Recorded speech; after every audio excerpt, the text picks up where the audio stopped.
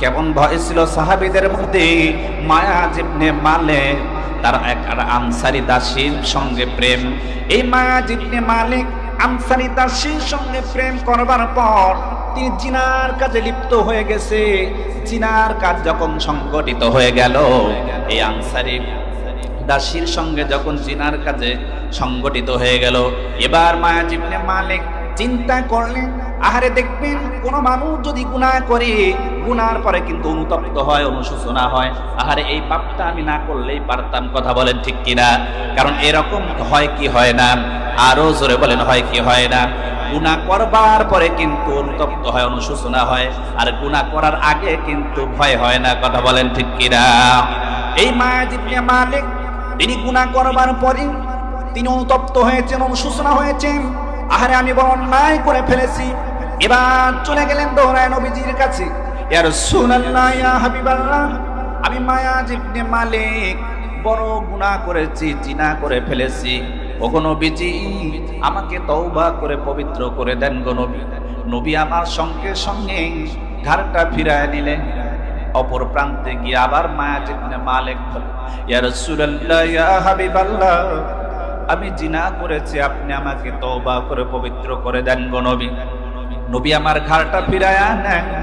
আবার মায়াজ ইবনে মালিক বলে, ইয়া রাসূলুল্লাহ, আমি জিনা করেছি, আপনি আমাকে তওবা করে পবিত্র করে দেন গো নবী। নবী আমার বললেন, হে মায়াজ, তুমি জিনা করেছো, তুমি মহান রব্বে কাবার কাছে ক্ষমা প্রার্থনা করো, আমার আল্লাহ রব্বুল আলামিন তোমার অপরাধ ক্ষমা করে দিবেন। সঙ্গে সঙ্গে মায়াজ ইবনে মালিক দৌড়ায় চলে যাইতে লাগে। ইতিমধ্যে মায়াজ ইবনে মালিক চিন্তা করলেন, আহারে হয়তো আমার নবীজি ভেবেছি আমি হাতের জিনা করেছি, চোখের জিনা করেছি, জবানের জিনা করেছি। না না না, আবার নবীজির দরবারে ছুটে আসে, ইয়া রাসূলুল্লাহ, ইয়া হাবিবাল্লাহ, আমি মায়াজ ইবনে মালিক জিনাকারী, আপনি আমাকে তওবা করে পবিত্র করে দেন গো নবী। নবী আমার বললেন, হে মায়াজ, কি জিনা করেছো? এবার মায়াজ ইবনে মালিক বলে, ইয়া রাসূলুল্লাহ, ইয়া হাবিবাল্লাহ, ওগো নবীজি, যেরকম বৈধ স্বামী স্ত্রী মিলন করে ঠিক তদ্রূপ আমি অবৈধভাবে মিলন করে ফেলেছি। আল্লাহর নবী বললেন, এ আমার সাহাবীরা, আচ্ছা মায়াজ ইবনে মালিক তার কি মাথাটা ঠিক আছে নাকি, তিনি পাগল হয়ে গেছে নাকি? সাহাবীরা বললেন, ইয়া রাসূলুল্লাহ, মায়াজ ইবনে মালিক পরিপূর্ণ সুস্থ আছে গো নবী। নবী আমার বললেন, আমার সাহাবীরা, যদি সত্যিকারের সুস্থ থাকে তাহলে তাকে কতল করে ফেলো, কারণ শরীয়তের হুকুম হলো কেউ যদি বিবাহের পরে জিনা করে তাহলে তাকে কতল করা, হত্যা করা। সাহাবীরা হত্যা করলেন। এই মায়াজ ইবনে মালিককে জানা যায় নবীজি সরাসরি উপস্থিত থাকবার পর দুইজন কবরের পাশে যুবক, দুইটা যুবক দাঁড়িয়ে দাঁড়িয়ে কথোপকথন শুরু করে দিয়েছেন। আর আল্লাহর নবীজি দেখলেন এই দুইটা যুবক কি যেন কথা বলে। নবী আমার বললেন, হে যুবক, তোমরা দুইজন কি কথা বলা শুরু করে দিয়েছো, বলো তো দেখি। এবার ওই দুইজন যুবক বলে, ইয়া রাসূলুল্লাহ, যেটা সত্য কথা, সত্য ঘটনা, সেটা আমরা বলতে লাগছিলাম। বলে, কি বলছো বলো তো দেখি। বলে, এই মায়াজ ইবনে মালিক জিনা করেছে, পৃথিবীর কোন মানুষ দেখে নাই, শুধু একমাত্র দেখেছেন যিনি, তিনি হচ্ছেন কে? জোরে বলা যাবে নাকি কে? ভাইয়েরা আমার, এবার এই যুবক বললেন, ইয়া রাসূলুল্লাহ, ইয়া হাবিবাল্লাহ, এই মায়াজ ইবনে মালিক জিনা করেছে, অপরাধ করেছে, পৃথিবীর কোনো মানুষ দেখে নাই, কিন্তু আপনার কাছে এসে বলেছে, আর তাকে কতল করা হয়েছে ইসলামের দৃষ্টিকোণ থেকে। কিন্তু আজ সমাজের মানুষ জানতে পারলো এই মায়াজ ইবনে মালিক বড় জিনাকারী, বড় জিনাকারী। যদি আপনার কাছে না বলতো তাহলে তো জিনাকারী হিসাবে লিপ্ত হতো না, মানুষের কাছে জানতো না, প্রকাশ পাইতো না। আল্লাহর নবী বললেন, আমার সাহাবীরা, দেখো এই যে দুইজন যুবক যে কথোপকথন শুরু করে দিয়েছে, সমালোচনা শুরু করেছে, এরা তো মরা গাদার গোশত খেয়েছে। আমার সাহাবীরা, তোমরা শুনে রাখো রে সাহাবী, এই মায়াজ ইবনে মালিক এমন ভাবে তওবা করেছে, এমন ভাবে তওবা করেছে, গুনাহ করবার পর অনুতপ্ত হয়ে, অনুশোচনা হয়ে আমি নবীর দরবারে ছুটে এসেছে, ইয়া রাসূলুল্লাহ, ইয়া হাবিবাল্লাহ, আমি মায়াজ ইবনে মালিক বড় জিনাকারী, বড় অপরাধী গো নবী, আপনি আমারে মেহেরবানি করে তওবা করে পবিত্র করে দেন।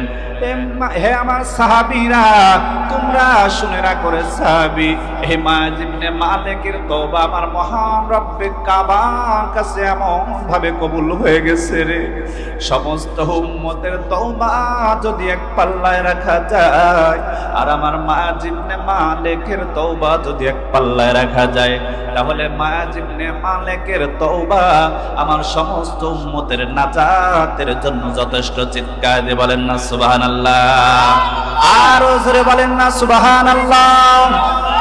এই জন্য ভাইরা দেখেন সাহাবীদের ঈমান কত মজবুত ছিল, কত মজবুত। হযরতে আনাস ইবনে মালিক নবীজির সোহবতে থাকার কারণে আনাস ইবনে মালিকের ঈমান মজবুত হয়ে গেছে। নবীজির সোহবতে থাকার কারণে হযরতে আনাস নবীজির 10 বছরের খাদেম ছিলেন। জোরে বলেন কয় বছর? আরো জোরে বলেন কয় বছর? 10 বছরের খাদেম, যাকে বলা হয় খাদেমের রাসূল। নবীজির খাদেম ছিলেন হযরতে আনাস। আম্মা জান আয়েশাকে ডাক দিয়ে বলেন, হে আয়েশা, তুমি কোথায় গো আয়েশা?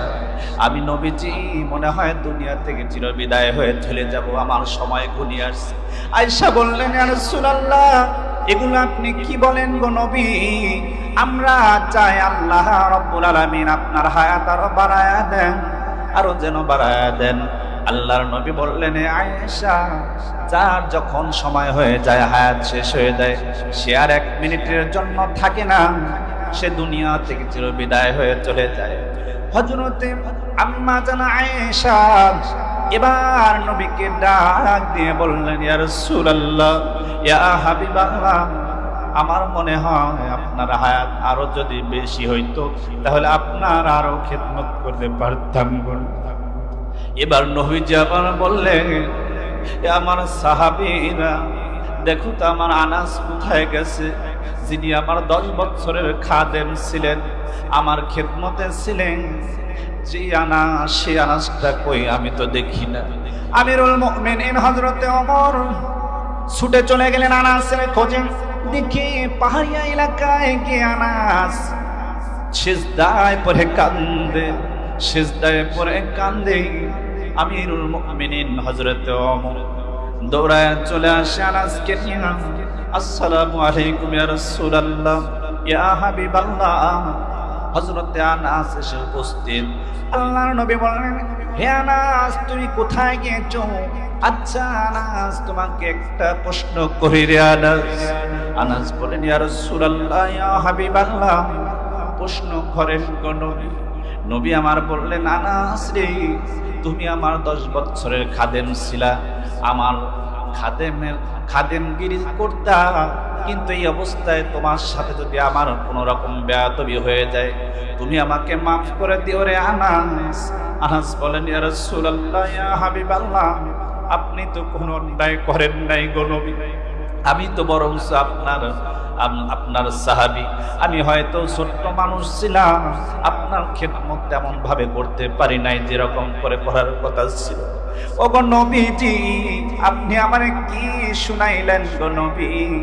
নবীজি, আমি চিন্তা করেছিলাম আল্লাহ তাআলা আপনাকে যদি আরো হায়াত বাড়ায়া দেন, এই হায়াত বাড়ায় দেওয়ার জন্য আমি আল্লাহর কাছে প্রার্থনা করি, আল্লাহ আমার নবীকে আপনি হায়াত লম্বা করে দেন গো। নবীজি আমার বললেন, আনাস, আমার হায়াত তো আর বেশি নাই, আমি অল্প কিছুক্ষণের মধ্যেই দুনিয়া থেকে চিরবিদায় হয়ে চলে যাব। আনাস বললেন, ইয়া রাসূলুল্লাহ, ইয়া হাবিবাল্লাহ, আমি আল্লাহর কাছে প্রার্থনা করি সব সময় আমার নবীজির হায়াত যেন বাড়ায়া দেয় রে আল্লাহ। আল্লাহর নবী বললেন, আনাস রে, তুমি যে আমার খেদমত করেছো, তোমার তৃপ্তি হয় নাই আমি বুঝতে পেরেছি, কিন্তু তুমি আমার আরো খেদমত করার জন্য পাগল।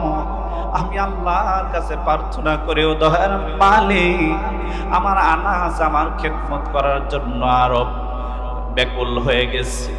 এবার নবীজি আল্লাহর কাছে প্রার্থনা করে বলেন, আয় আল্লাহ মেহেরবানি করে তুমি জান্নাতের মধ্যে যে খাদেমগুলি বানাইবা আল্লাহ আমার দুনিয়ার খাদেম আনাসকে তুমি জান্নাতি খাদেম হিসাবে তুমি কবুল করে নিও। চিৎকার দিয়ে বলেন না সুবহানাল্লাহ।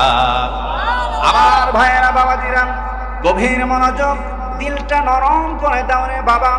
এক ফোঁটা দেখো চোখের পানি পড়ে কিনা। সাহাবীদের জীবন ছিল কেমন করুণ জীবন, কত কষ্টের জীবন। আমার ভাইরা বাবাজিরা রে, আব্দুল্লাহ আনসারী নামের একজন সাহাবী অত্যন্ত গরিব মানুষ ছিলেন, গরিব মানুষ।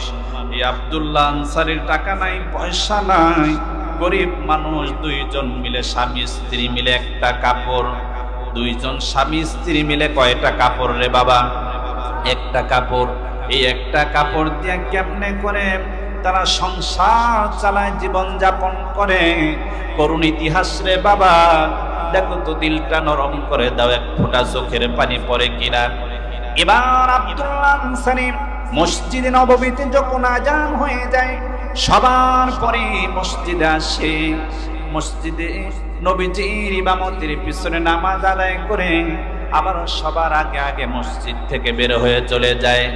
এবার সাহাবীরা অভিযোগ জানায়, ইয়া রাসূলুল্লাহ, ইয়া হাবিবাল্লাহ, ওগো নবীজি, আপনার একজন সাহাবী আব্দুল্লাহ আনসারী মসজিদে নববীতে সবার পরে মসজিদে আসে, আবার সবার আগে আগে মসজিদ থেকে বের হয়ে যায় গো নবী। নবী আমার বললেন, আমার সাহাবীরা, আচ্ছা দেখি আসলে ঘটনা সত্য কিনা, পরের দিন দেখি কি করা যায়। এবার পরের দিন আব্দুল্লাহ আনসারী সবার পরে মসজিদে আসে। মসজিদে এসে নামাজ আদায় করবার পর সবার আগে আগে মসজিদ থেকে বের হয়ে চলে যায়। এবার আব্দুল্লাহ আনসারী এই ঘটনা দৃশ্য দেখবার পর নবীজি আমার সাহাবীদেরকে বললেন, আমার সাহাবীরা, চলো তো দেখি আব্দুল্লাহ আনসারীর বাড়িতে চলে যাই, কারণটা কি। এবার নবীজি আমার হযরত ওমরকে নিয়ে, ওসমান আলীকে, আবু বকরকে নিয়ে আব্দুল্লাহ আনসারীর বাড়িতে চলে গেলেন। আব্দুল্লাহ আনসারীর বাড়িতে গিয়ে বলে, আসসালামু আলাইকুম আব্দুল্লাহ রে। ঘর থেকে কোনো আওয়াজ আসে না। আবার নবীজি সালাম দিলেন। আব্দুল্লাহর ঘর থেকে কোনো আওয়াজ আসলো না। আবার তৃতীয়বার সালাম দিলেন, আসসালামু আলাইকুম আব্দুল্লাহ। ঘর থেকে আওয়াজ আসলো না রে বাবা। আব্দুল্লাহ আনসারীর স্ত্রী বলে, প্রাণের স্বামী গো, দেখো মনে হয় নবীজি আমার বাড়িতে এসেছে, সালাম জানিয়েছে। আব্দুল্লাহ আনসারী দৌড়ায় চলে যায় নবীজির দরবারে। আসসালামু আলাইকুম ইয়া রাসূলুল্লাহ, ইয়া হাবিবাল্লাহ, ওগো নবীজি, আপনি আমার বাসায় গিয়েছেন, সালাম দিয়েছেন, আমি দরজা খুলতে পারি নাই গো নবী, বেয়াদবি মাফ করে দিন। নবীজি আমার বললেন, সাহাবী, শোনো শোনো আব্দুল্লাহ আনসারী রে, তোমার নামে অভিযোগ চলে গেছে, তুমি নাকি মসজিদে সবার পরে যাও, আবার সবার আগে আগে মসজিদ থেকে বের হয়ে যাও, কারণটা জানতে চাই। আব্দুল্লাহ আনসারী দুই চোখের পানি দিয়ে বুকটা ভিজা দেয়, কাঁদে আর বলে, ইয়া রাসূলুল্লাহ, ইয়া হাবিবাল্লাহ, ওগো নবীজি, আপনি আমার ঘরের খবর একবার জানেন না। বলে, কি খবর রে বাবা, তুমি বলো দেখি শুনি। আব্দুল্লাহ আনসারী দুই চোখের পানি দিয়ে বুকটা ভিজা দেয়, কাঁদে আর বলে, ইয়া রাসূলুল্লাহ, ইয়া হাবিবাল্লাহ, আমরা স্বামী স্ত্রী দুইজন মিলে একটা কাপড়, আমাদের কত কষ্টের জীবন, টাকা নাই, পয়সা নাই, গরিব মানুষ, পরনের মতো কিছুই নাই গো নবী। নবী আমার, আমরা স্বামী স্ত্রী কত কষ্ট করি। আমি ঘরের মধ্যে একটা গর্ত খনন করেছি, মসজিদে নববীতে যখন আজান হয়ে যায়, আমি আব্দুল্লাহ আনসারী আমার স্ত্রীকে উলঙ্গ করে গর্তের মধ্যে রেখে আমি কাপড়টা পরিধান করে মসজিদে নববীতে আপনার ইমামতির পিছনে নামাজ আদায় করবার পর আমি তড়িঘড়ি করে আবার বাসায় ফিরে আসি। এসে আমি উলঙ্গ হয়ে গর্তের মধ্যে ঢুকি, আর আমার স্ত্রী ওই কাপড়টা পরে নামাজ আদায় করে। ইয়া রাসূলুল্লাহ, ইয়া হাবিবাল্লাহ, যেই নামাজ প্রতিষ্ঠা করবার জন্য তায়েফের ময়দানে, উহুদের ময়দানে, বদরের প্রান্তরে কত রক্ত ঝরাইলে, কাফের বেঈমানেরা আপনারে কত মারলো। ওগো নবীজি, এই চিন্তা করে আমি আর আমার স্ত্রী এত কষ্টের জীবন তবু কোনোদিন ইচ্ছা করে নামাজ ছাড়ি নাই। কোনো নবী আমার আব্দুল্লাহ আনসারীর কথা শুনবার পর দুই চোখের পানি দিয়ে দিয়ে বুকটা ভেজা দেয়। আর সাহাবীদেরকে ডাক দিয়ে বলেন, আমার সাহাবীরা, আব্দুল্লাহ আনসারীর কথা, কষ্টের কথা তোমরা একটু শুনেছো রে সাহাবী। এই দিন প্রতিষ্ঠা করবার জন্য কত কষ্ট করেছে, নামাজের জন্য কত কষ্ট করেছেন, তবু ইচ্ছা করে কোনোদিন নামাজ ছাড়ে না। হযরতে ওমর, আমিরুল মুমিনিন হযরতে ওমর ডাক দিয়ে বলেন, ইয়া রাসূলুল্লাহ, ইয়া হাবিবাল্লাহ, আব্দুল্লাহ আনসারীর ঘরের মধ্যে আমি একটা দৃশ্য দেখতে পেলাম। নবীজি আমার বললেন, কি দৃশ্য দেখতে পেরেছো বলো তো দেখি।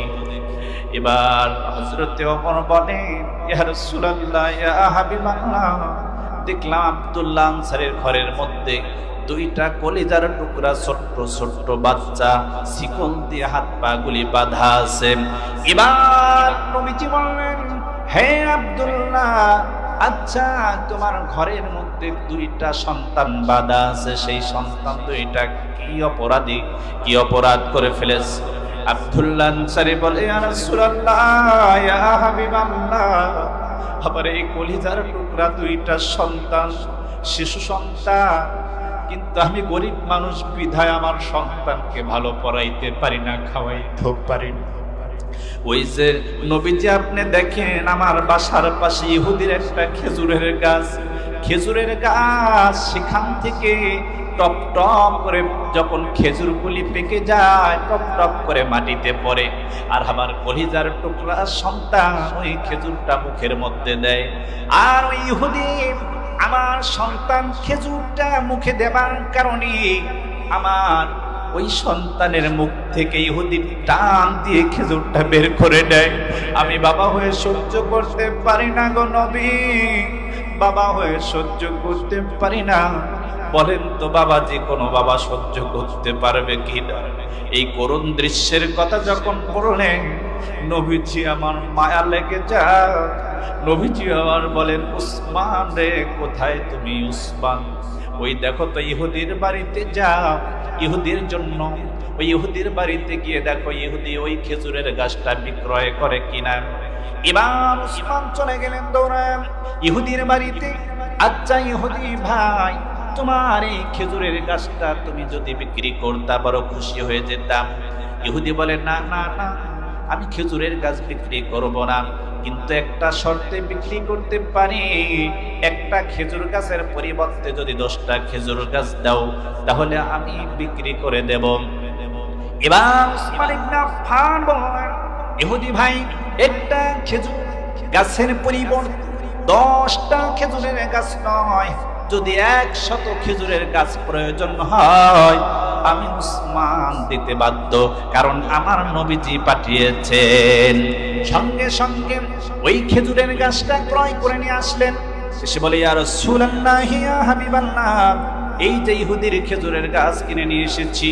আল্লাহর নবী বললেন, আমার সাহাবীরা আর আব্দুল্লাহ আনসারী, তুমিও শুনে রাখো রে আব্দুল্লাহ, আজ থেকে এই খেজুর গাছের মালিক তোমার কলিজার টুকরা সন্তান।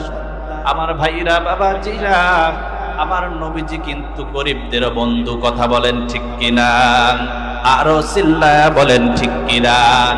কারণ আল্লাহর নবীর সাথে একজন সাহাবী, গরিব মানুষ, টাকা নাই, পয়সা নাই, অনেক কষ্টের জীবন। এই গরিব সাহাবী নবীজির সাথে মুসাফা করেছেন। মুসাফা করতে গিয়ে দেখে ওই সাহাবীর হাতটা বড় ঠুসকা পড়ে গেছে, কড়া পড়ে গেছে। কারণ গরিব মানুষ সারাদিন কাজকর্ম করে।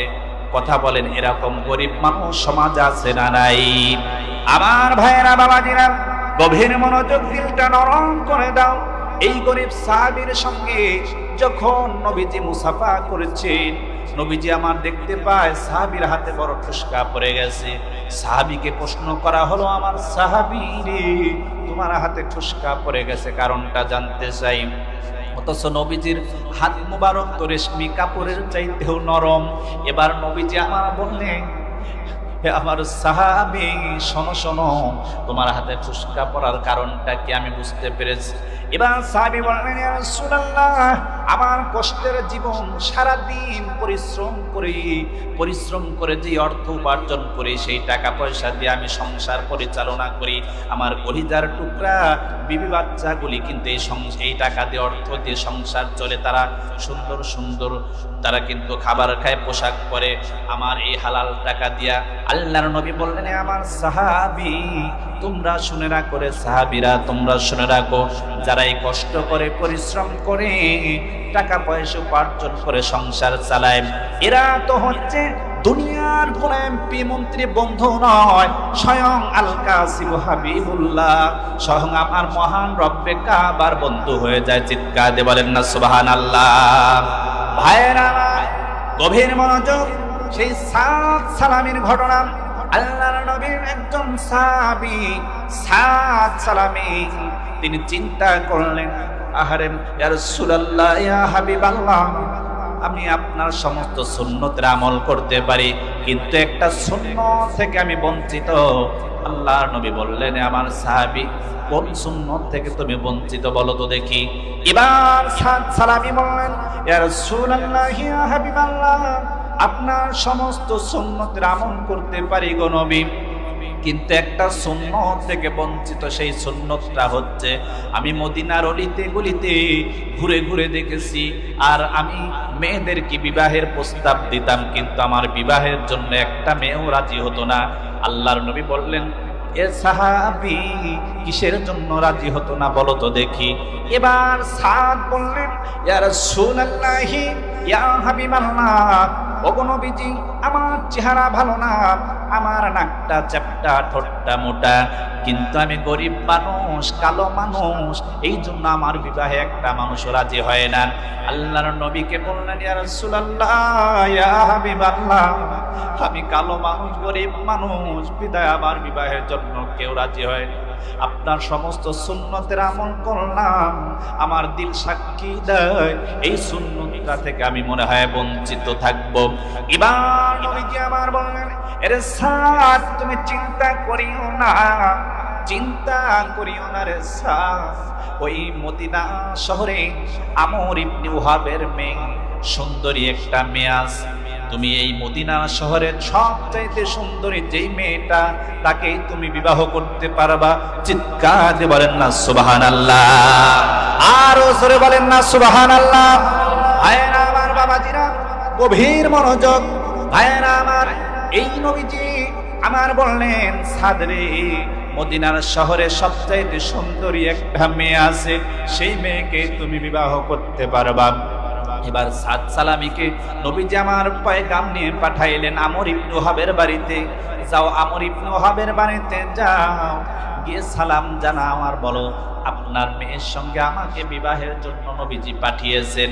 আমর ইবনে ওহাবকে সালাম জানাইলেন। জানানোর পরে আমর ইবনে ওহাব বললেন, হাজ্জা যুবক, তুমি কিসের জন্য এসেছো? বলে, নবীজি আমার পাঠিয়েছেন আপনার কাছে, আপনার নাকি সুন্দরী একটা কন্যা সন্তান আছে, তার সঙ্গে আমাকে বিবাহ দিবে নবীজি।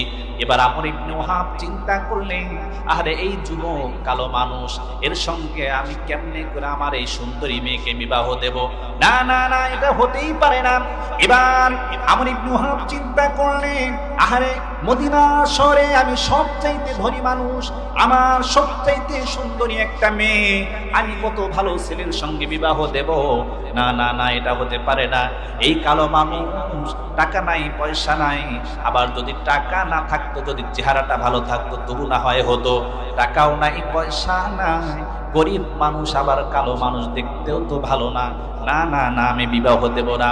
এবার যখন এই কথা বললাম, ওই সাদ তখন আমর ইবনে ওহাবের বাড়িতে মনটা খারাপ করে অশ্রুসিক্ত নয়ন নিয়ে নবীজির দরবারে চলে আসে। কিন্তু হঠাৎ করে জানালা দিয়ে তার মেয়েটা লক্ষ্য করে আর বলে, বাবা, যুবক এসেছিল তোমার কাছে কিসের জন্য? আমর ইবনে ওহাব বলে, মা রে, তুমি হচ্ছে আমার এই মদিনার শহরে সবচাইতে সুন্দরী একটা মেয়ে, আর একটা কালো মানুষ, কালো যুবক, টাকা নাই, পয়সা নাই, গরিব মানুষ তোমাকে বিবাহ করার জন্য এসেছে। বলে, বাবা, কে পাঠিয়েছে? বলে নবীজি নাকি পাঠিয়েছেন। এবার মেয়ে বলল, ও আমার আব্বা, আপনি গভীর মনোযোগ দিয়ে শোনেন বাবা, আপনি এই বিবাহ কাজের জন্য আপনি কিভাবে ওই যুবকরে ফিরায় দিলেন? কারণ যেই যুবকরে পাঠিয়েছে আমার নবীজি, নবীজির কথা আপনি কিভাবে অমান্য করলেন গো বাবা? আপনি বিবাহে রাজি হন আর না হন, আমি আপনার কলিজার টুকরা কন্যা, বলতেছি এই বিবাহের জন্য আমি রাজি হয়ে গেলাম। চিৎকার দিয়ে বলেন না সুবহানাল্লাহ। এবার আমর ইবনে ওয়াহাব দৌড়ায় নবীর দরবারে চলে আসে। আসসালামু আলাইকুম ইয়া রাসূলুল্লাহ, ইয়া হাবিবাল্লাহ। আমর ইবনে ওয়াহাব, আমি আমার কন্যা সন্তানের জন্য আমি রাজি ছিলাম না, পরে দেখলাম আমার কন্যা সন্তান রাজি এই বিবাহের জন্য। ইয়া রাসূলুল্লাহ, আমার ভুল হয়ে গেছে। কিন্তু সাদ সালামে দৌড়ায় চলে এসে নবী কি বলে, ইয়া রাসূলুল্লাহ, ইয়া হাবিবাল্লাহ, আমি বলেছিলাম আপনার সমস্ত সুন্নতের আমল করতে পারি, কিন্তু একটা সুন্নত থেকে আমি বঞ্চিত গো নবী। কিন্তু আল্লাহর নবী বললেন, আমার সাহাবীরা তোমরা শুনে রাখো, তোমরা শুনে রাখো সাহাবী। এবার চিন্তা করে বললেন, এই সাদ সালামি আমর ইবনে ওয়াহাবের মেয়েকে বিবাহ করবে। চিৎকার দিয়ে বলেন না সুবহানাল্লাহ। প্রধান অতিথির আগমন, প্রধান অতিথির আগমন। পাড়াগাঁয়ের পক্ষ থেকে লিল্লাহে তাকবীর। আমি ছেড়ে দেবো, 2-1 মিনিটের মধ্যে শেষ করে দেব ইনশাআল্লাহ। আমার বন্ধু মানুষ, সমস্যা নাই, একসাথে আমরা বিভিন্ন জায়গায় বাংলাদেশের বিভিন্ন জেলায় প্রোগ্রাম করি। আপনাদের দোয়ায় সকলে দোয়া করবেন, আল্লাহ তাআলা যেন আমাদের হায়াতের মধ্যে বারাকা দান করে। সকলে বলে আমিন। তো ভাইয়েরা আমার, তাহলে দেখেন একটা সুন্নতকে জিন্দা রাখবার জন্য সাহাবীরা কত কষ্ট করেছেন, কত কষ্ট করেছেন। আমি এই কথা বলবো, যেই মরহুম আলী আসগার সাহেবের রুহের মাগফিরাতের জন্য আজকে যেই দোয়ার আঞ্জাম করলো, বিশেষ করে আমার আলম ভাই অনেক মেহনত করে, কষ্ট করে, পরিশ্রম করে আজকের এই মিলাদ মাহফিলের আয়োজন করলো, দোয়ার আয়োজন করলো। আমার ভাইয়েরা, বাবাজিরা, সেই কবরের যাত্রী আমাদের একদিন হতে হবে। কথা বলেন ঠিক কিনা? এই কবরের যাত্রী যদি তুমি আমি হতে চাই, তাহলে নেক আমল নিয়ে কিন্তু কবরে যাইতে হবে। কারণ তোমার আমার নেক আমল ছাড়া কিন্তু কবরে যাওয়া যাবে না। কথা বলেন ঠিক কিনা? যেই নবীজির মেয়ে ফাতেমা, যেই নবীজির মেয়ে ফাতেমা, যিনি এমনিতে জান্নাতি। কথা বলেন ঠিক কিনা? অথচ এই ফাতেমার জন্য কবর সুপারিশ করবে না। ফাতেমা যখন ইন্তেকাল করে, আবু যর দৌড়ায় যায় কবরকে ডেকে বলে, এই কবরের মাটি তোর মধ্যে আজ্জার রেখে যাব। তিনি হলেন নবীজির মেয়ে ফাতেমা। খবরদার কবরের সঙ্গে বেয়াদবি করবি না। কবর থেকে কোনো আওয়াজ আসে না। কবর আবার ডেকে ডেকে বলেন, আবু যর এবার ডেকে ডেকে বলেন, এই কবরের মাটি তোর মধ্যে আজ্জার রেখে যাব। তিনি হলেন আসাদুল্লাহিল গালিব, হযরত আলীর স্ত্রী। খবরদার কবরের সঙ্গে কোনোদিন বেয়াদবি করবি না। কবর থেকে কোনো আওয়াজ আসতো না। আবু যর আবার চিৎকার দিয়ে বললেন, কবরের মাটি রে, তোর মধ্যে আজ্জার রেখে যাব। তিনি হলেন ইমাম হাসান হুসাইনের মা ফাতেমা। খবরদার কবর বেয়াদবি করবি না। কবর থেকে আওয়াজ আসতো না। চতুর্থবার আবার আবু যর গিফারি চিৎকার দিয়ে বললেন, কবরের মাটি তোর মধ্যে আজ্জার রেখে যাচ্ছি। তিনি হলেন সমস্ত মহিলাদের বেহেশতের সরদারিনী ফাতিমা। খবরদার কবরের সঙ্গে কোনোদিন বেয়াদবি করবি না। কবর থেকে এবার মানুষের মতন আওয়াজ বের হয়ে যায়। কবর ডেকে ডেকে বলে, এ আবু যর, আমি নবীজির মেয়ে ফাতেমারে চিনি না। আসাদুল্লাহিল গালিব, হযরত আলীর স্ত্রীর চিনি না। ইমাম হাসান হুসাইনের মা ফাতেমারে চিনি না। জান্নাতি মহিলাদের বেহেশতের সরদারিনী যেই ফাতেমা, তারেও চিনি না। যার আমল ভালো হবে আমি কবর তার জন্য জান্নাতের বিছানা বিছায় দেব। যার আমল খারাপ হবে তার জন্য আমি কবর দুপাশের মাটি দিয়ে এমন ধরে ঠাসা মারা হবে, চিরজনমের মতন হাড়গুলা গুড়া গুড়া হয়ে যাবে। আল্লাহ পাক শুধু বলবেন কুন ফায়াকুন, হও, তার সঙ্গে সঙ্গে হয়ে যাবে। চিৎকার দিয়ে বলেন না মারহাবা। এই জন্য ভাইরা আমার, এই কবরের সামান আমাদের তৈরি করার দরকার আছে না নাই? তাহলে যেই মহিলাদের বেহেশতের সরদারিনী ফাতেমা, তার জন্য কবর সুপারিশ করবে না, আর আপনি আর আমি কি অবস্থা হবে আমাদের? এই জন্য আমরা দুনিয়ার জমিনে আমরা জীবিত থাকতেই ভাই আখিরাতের সামান তৈরি করার জন্য প্রস্তুত আছি তো ইনশাল্লাহ? সকালে দুটি হাত তুলে আল্লাহকে দেখান, আল্লাহ দুনিয়াতে যতদিন তুমি হায়াত দিয়েছো ঈমান আমলের সাথে সুস্থতার সাথে বাঁচায় রাখো, 5 ওয়াক্ত নামাজ যেন পাঞ্জেখানায় পরে আমরা মৃত্যুবরণ করতে পারি, আল্লাহ পাক কবুল করেন। সকলে আমিন। সকলে হাত তামান। ওয়া আখির দাওয়ানা আলহামদুলিল্লাহি রাব্বিল আলামিন। আসসালামু আলাইকুম ওয়া রাহমাতুল্লাহি তাআলা ওয়া বারাকাতুহু।